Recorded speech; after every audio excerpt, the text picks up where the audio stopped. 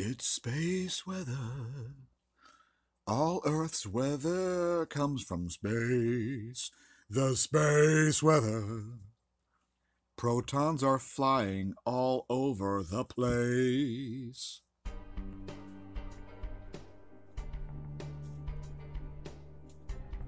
The Sun, 193 angstroms. Coronal hole already magnetically connected to some degree. More of a on-again, off-again connection going on. No sunspots.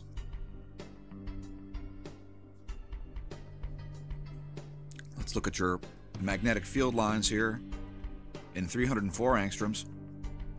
See, once again, you can see the magnetic complexity associated with this active region and the canyon-like coronal hole. That is just about an Earth-facing zone. Now that we're turning old and gray, the 171 angstroms view has finally loaded.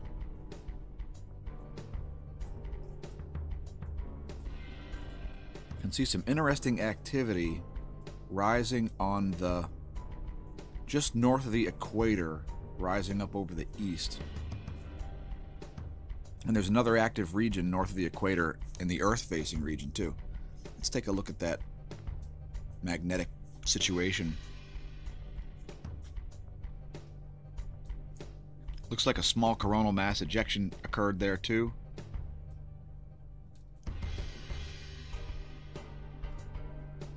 So some more active region rising. Moving on. Next, let's look at the ground-based geomagnetic perturbations over North America. For those of you who watch our videos daily, this is pretty anomalous.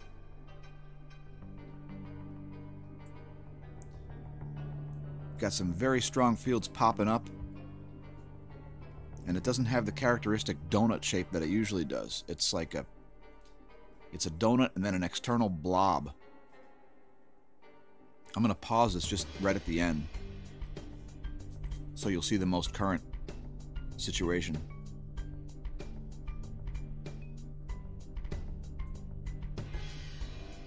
Interesting.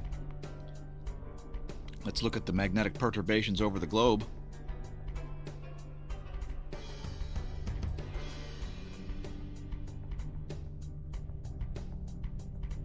Quite a lot of odd activity going on there.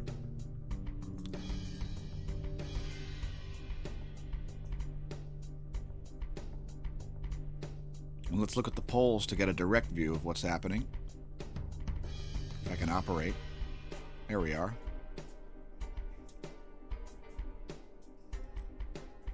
It's gonna load. I promise. I swear. It's gonna load. It's gonna load. It's grounds for celebration because it loaded. And what do we have here?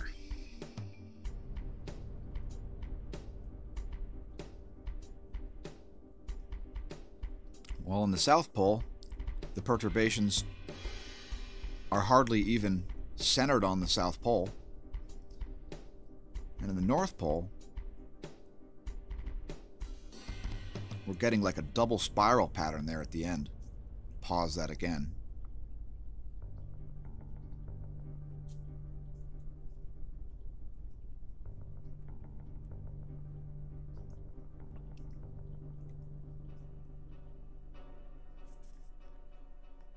It's an interesting geomagnetic perturbation there. Normally you're going to see like a crescent like this, which matches up with the aurora. But instead, we've got like a crescent like this, and then another partial crescent. And what we don't see is Pac-Man,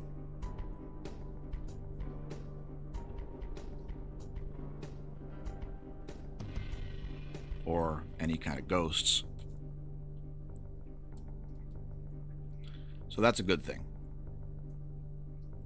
because you don't want to see Pac-Man or any ghosts. Scare the crap out of you. Next, let's look at the magnetosphere movies. Starting out with velocity. Let that play through no more than one time, as time's a running out.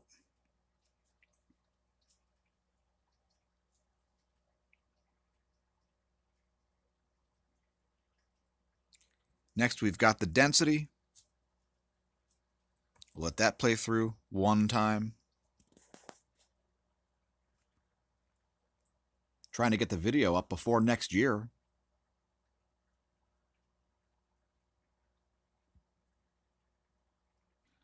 By the way, if you're wondering, I do indeed lack patience. Remember, you don't have to be patient. You just have to behave like somebody who's patient. Let that play through one extra time here.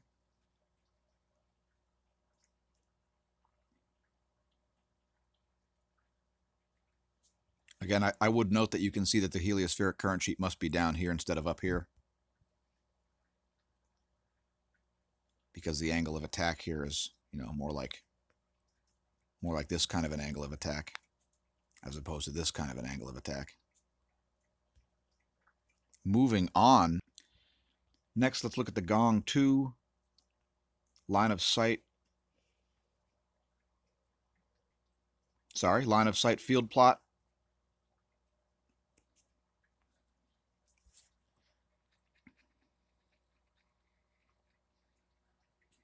There is an odd anomaly right here, which is associated with the field being pulled back by that active region and then filled in by the southern pole, the positively charged southern solar pole. Let's look at that same view from the ecliptic plane.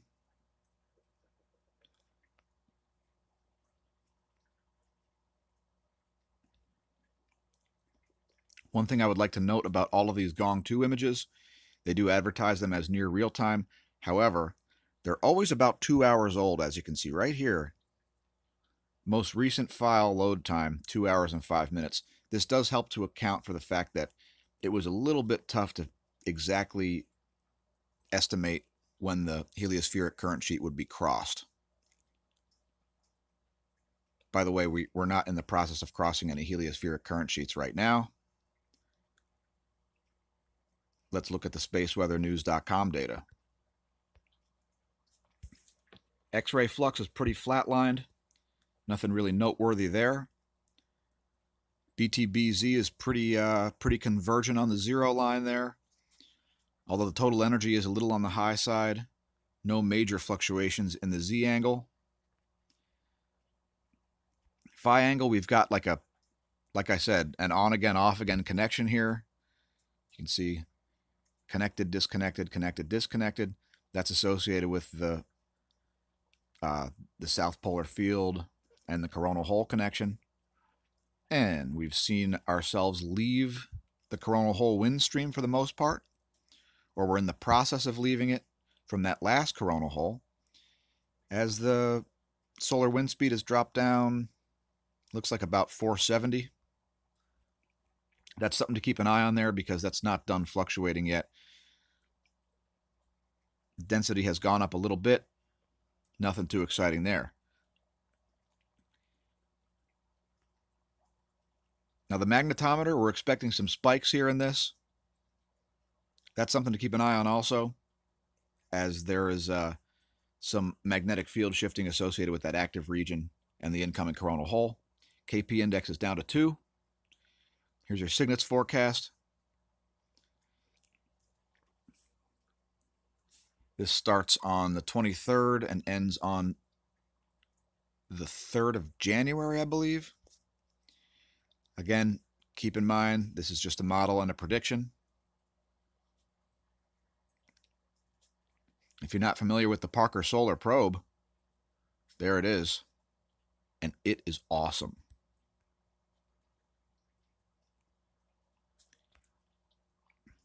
Electron flux dropped off just before reaching 10 to the 5th on the high scale there. And this may rise. We may get into an electron storm here. No prediction available on that. Charging hazards have died down for the most part. And the F2 layer is looking as it has recently. I mean, on a 1 month scale, that's not very anomalous. And, you know, South Atlantic anomaly. So, as usual, there's going to be a charge disparity as the sun rotates in. There are your aurora forecasts. Nothing too noteworthy there. Next, let's look at the total electron count over North America, as we have seen some anomalies here recently.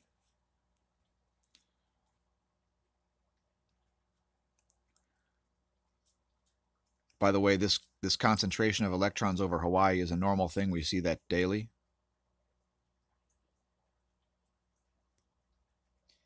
And we'll let that play through. For those of you who are not regular viewers, total electron count is associated with GPS position errors, and that's why it's followed so closely. No really significant GPS errors there. Although your GPS will work better in North America than it will in Hawaii. Next, let's go to globalincidentmap.com. Look at the last 12 hours of earthquakes. Arizona gets a 3.2. All right, now that's odd. I have not seen any Arizona quakes. That's a new one on me. All right, so 3.2 in Arizona, 4.6 in the Northern Mariana Islands, not to be confused with the Marinara Sauce Islands, which don't exist. Let's see, is that one quake or two? That's two quakes, only a minute and a half apart in the Carlsberg Ridge. Give you an idea where that is. It's off the coast of Africa, north of the African Rift Zone.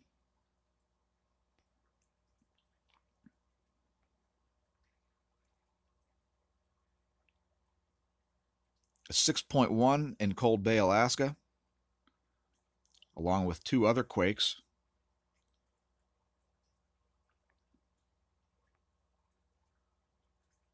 There's a location of that.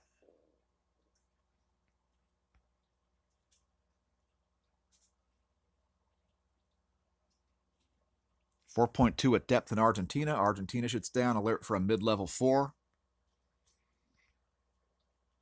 No other quakes of note. Next, let's look at volcanoes, as I suppose we should be covering this.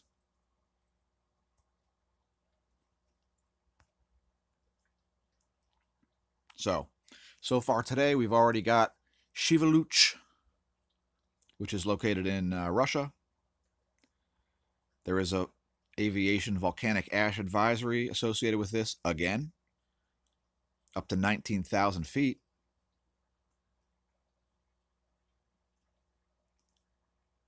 Krakatoa. Apparently, not only did the summit collapse, but there's also a bubble appearing on the coast of the eastern shore. Is that an indication that it's going to blow up again? Well, I don't know enough about volcanoes to say so, but I don't think the activity's done there yet. And I know the exclusion zone has been increased in size, which is probably smart. Also, Popocatépetl. If you can't pronounce Popocatépetl, learn to pronounce Popocatépetl. It's fun as hell to say.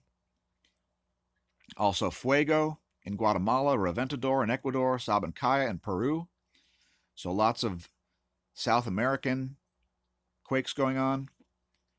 Also, Etna remains highly active. More ash advisories 2 days ago at Shiveluch. Moving on. Since it's New Year's Eve, let's give you the value-added service of a little weather report here. Here's your U.S. Doppler radar via AccuWeather.com. You can see a bunch of snow in the north central and a bunch of rain in the south central. And that rain is moving up to the northeast. Let's look at the GOES water vapor map. And here's your NASA GOES water vapor map. You can see some interesting stuff here. First of all, you've got a compression situation happening in here. You've got dry mass of air on both sides of this, holding this together, forcing it up to the northeast,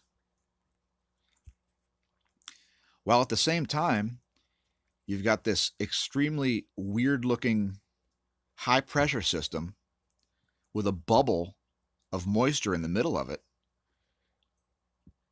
rotating clockwise. So an anticyclonic system there, hitting over Florida. Pretty strange. In fact, let's zoom in on that. And there's that system rotating into Florida.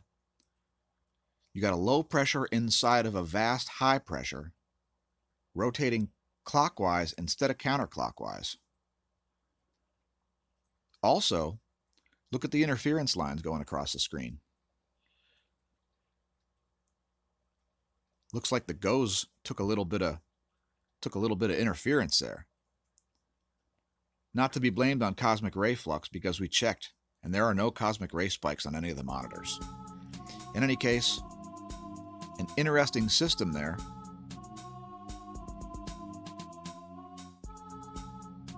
Moving on. Next, theplanetstoday.com, providing us with the location of the planets in the solar system and so on. There's a situation right now. Saturn is basically at opposition. Very close. Let's forward it through the next 10 days so you see what will happen in the future.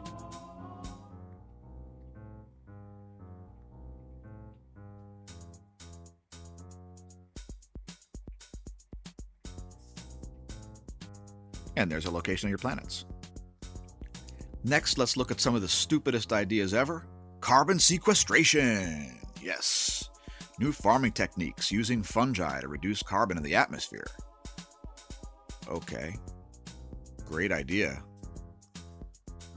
Yeah. The words global warming are going to be mentioned.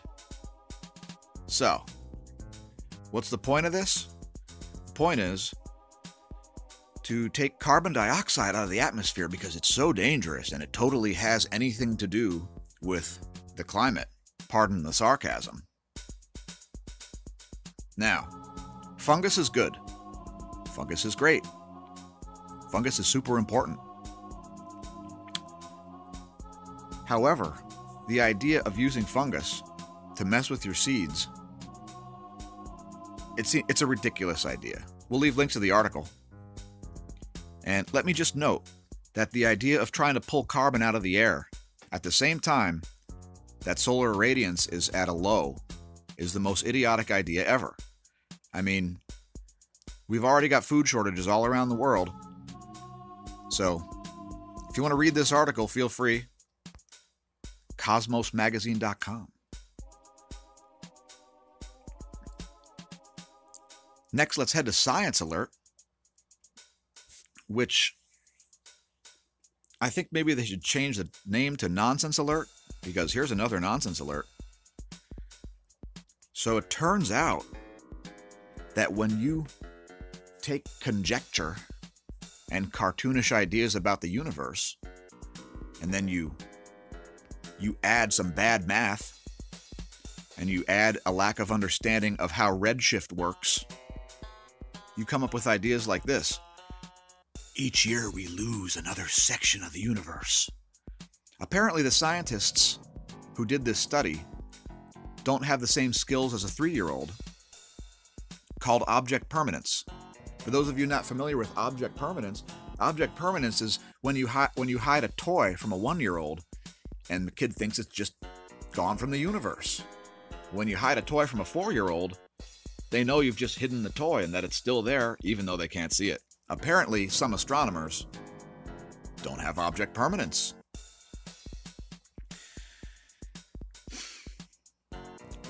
Of course, they aren't simply evaporating. They're being thrust out of the known universe, forced into an experience, forced into a mysterious expanse known as the unobservable universe. Oh my gosh. Oh, parts of the universe are vanishing because we can't see them anymore.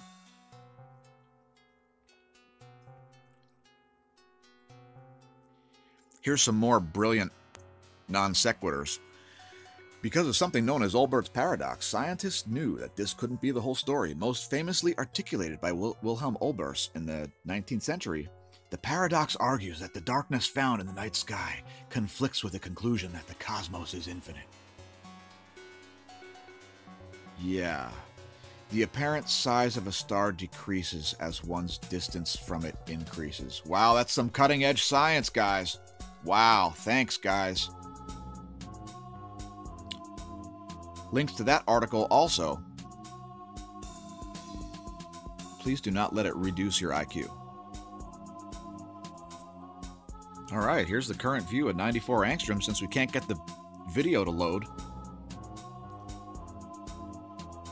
Thanks for viewing, everybody. We're not going to wish you a Happy New Year because we're going to make another video this afternoon. But thanks for watching. Thanks subscribers. Please don't forget to like and subscribe if you enjoy the content. We'll be doing it all again tomorrow, aka next year. Also later this afternoon. Thanks again. And remember, on your way waiting for NASA images to load, don't drink. And if you drink, which will be more likely if you're waiting for NASA images to load, don't drive. And later tonight, definitely don't drive.